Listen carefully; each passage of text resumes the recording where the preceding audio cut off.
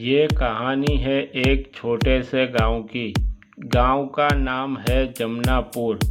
इस गांव में एक ज़माने में बड़े बड़े चौधरी राज किया करते थे।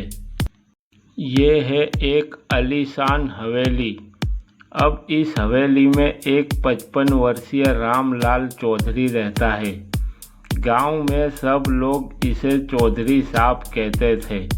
चौधरी कुछ ज़्यादा ही अमीर था, मगर इस हवेली में अकेला रहता था। चौधरी की बीवी की मौत को 10 साल हो चुके थे और चौधरी का बेटा कॉलेज की पढ़ाई ख़त्म करके शहर में बस गया था। अब इस हवेली में रामलाल चौधरी अकेला ही रहता है। गांव के बुजुर्ग आपस में बातें करते हैं। हमारे गांव के चौधरी साहब बड़े नेक इंसान हैं। गांव में हमेशा गरीबों की मदद करते हैं। नेक तो है, लेकिन हवेली के दरवाजे हमेशा रात को देर से क्यों खुलते हैं?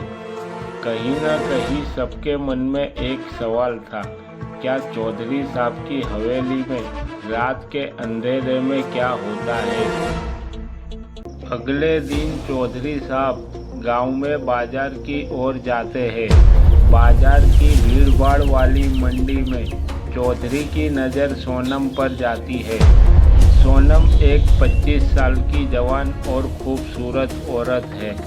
सोनम का पति परदेश दुबई में नौकरी करने गया था और अब सोनम अकेली रहती थी। चौधरी ने मुस्कुराकर सोनम को कहा, तुम्हारे हाथ में ये बोझ भारी लग रहा है, मैं तुम्हारी मदद कर दूं? सोनम ने कहा, नहीं चौधरी साहब, मैं संभाल लूँगी। चौधरी सोनम को कहता है, तुम्हें कोई परेशानी हो तो हमारी हवेली पर आ जाना। लेकिन सोनम और चौधरी की ये मुलाकात एक नया रिश्ता बनने की शुरुआत थी। चौधरी लौटकर अपनी हवेली चला जाता है और सोनम अपने घर की ओर